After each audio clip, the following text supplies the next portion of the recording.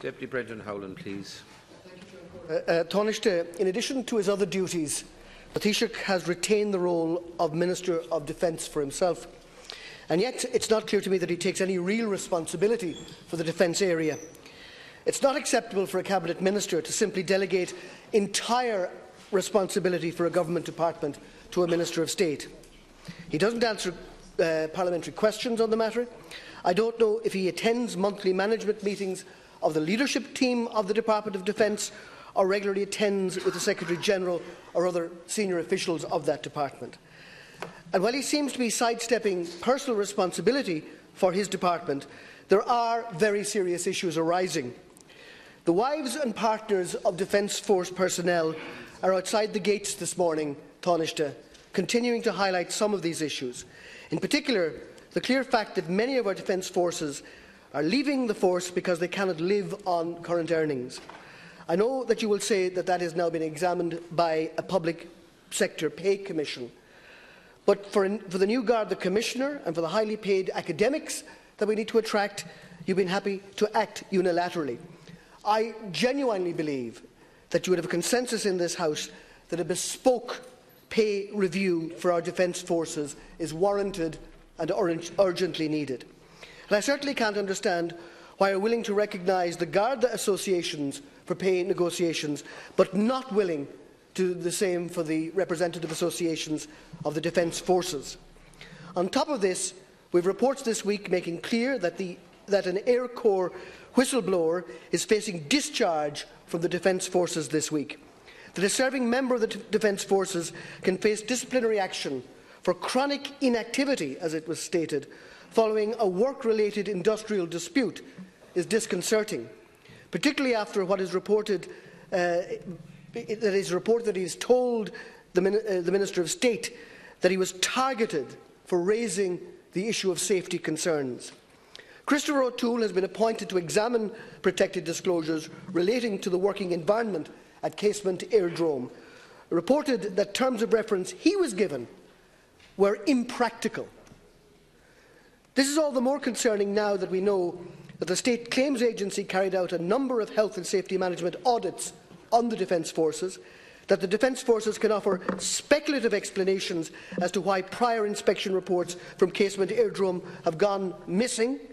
That's unsatisfactory, especially in the light of the fact that copies of these documents are in circulation among politicians and in the media.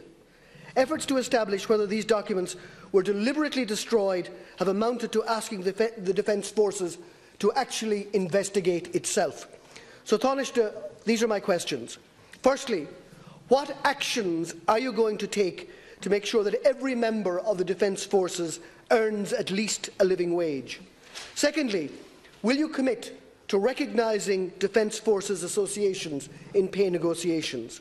Thirdly, are you satisfied that the Defence Forces members who met with Minister Kehoe to discuss these concerns is receiving the full protection warranted under the Protected Disclosures Act? And finally, have you considered the establishment of a commission of investigation to establish whether the health and safety management regime in Casement Airdrome meets the standards of the day, and if the allegations made have any credibility?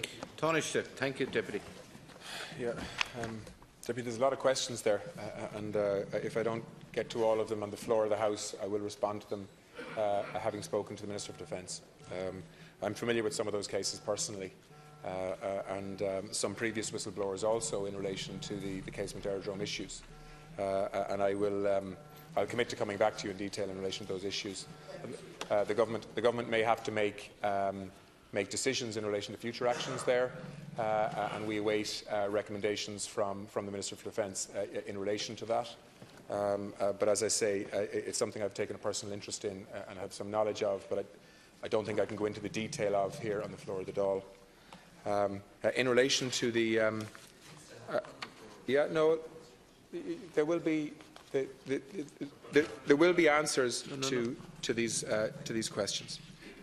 In relation to the partners and wives of Defence Force personnel who are making a point today, can I say that successful negotiations with the Permanent Defence Force representative associations have allowed for quite significant pay increases under LRA to be applied to Defence Force personnel.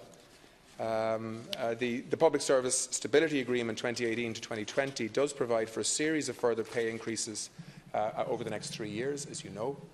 And, Deputy, given the former ministries that you've held, you will know the difficulty of actually separating one sector out from everybody else in terms of special treatment when it comes to public sector pay. And that is essentially what you're asking us to do here. Now, there are other issues in relation to what the Department of Defence can actually do in terms of other supports that are available to Defence Force personnel. There have been reviews in relation to that.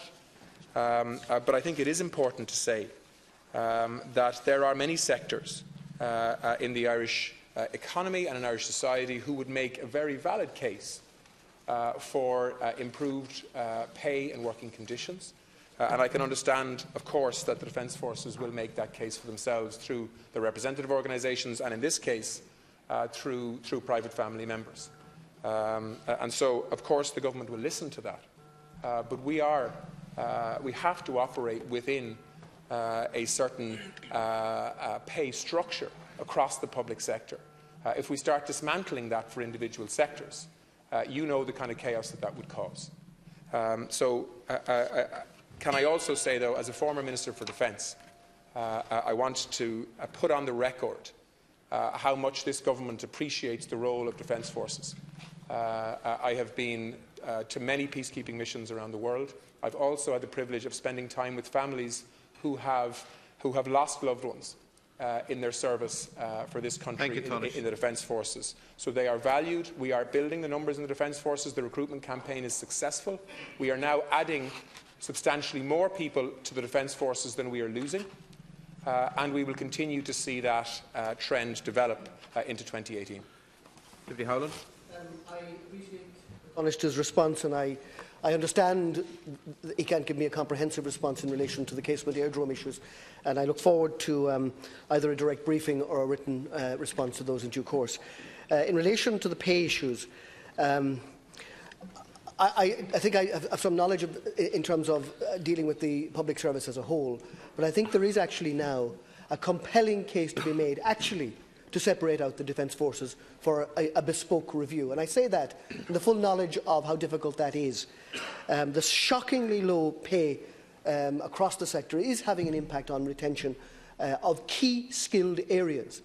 And when those sort of difficulties arose in the health sector, we managed to formulate a way of dealing with that, for example, for skilled nurses. We need to recognise what's going on here, and because these people are not allowed to publicly manifest their voice, doesn't mean that they should be ignored. So I would ask, in relation to the pay issue, whether consideration will be given to a unique review within the Defence Forces of pay outside the Public Sector Pay Commission. Tániste. Yeah, the Minister for Defence tells me that this is happening in the context of special skill sets within the Defence Forces. But in terms of the broader pay arrangements that are in place, I mean, I think it is important to say that combined increases in recent months for new recruits have resulted in increases ranging from 8% to 24%, depending on their point on the pay scales. So we are now seeing an economy that can afford to pay the public sector more, and we are seeing, as a result of a negotiation that has been agreed by representative bodies in the that represent members of the Defence Forces, that they want to be part of that and have bought into it, and are now starting to benefit from it. That's not to say that I'm suggesting that there's not frustration in the Defence Force. But what I am saying is that right across the public sector, including within the Defence Forces, because of deals that have been negotiated by representative bodies, we are going to see continuous improvements in relation to pay into the future, which is positive. In relation to the Air Corps, I think it is important to put on the record that of the 3 individuals that made protected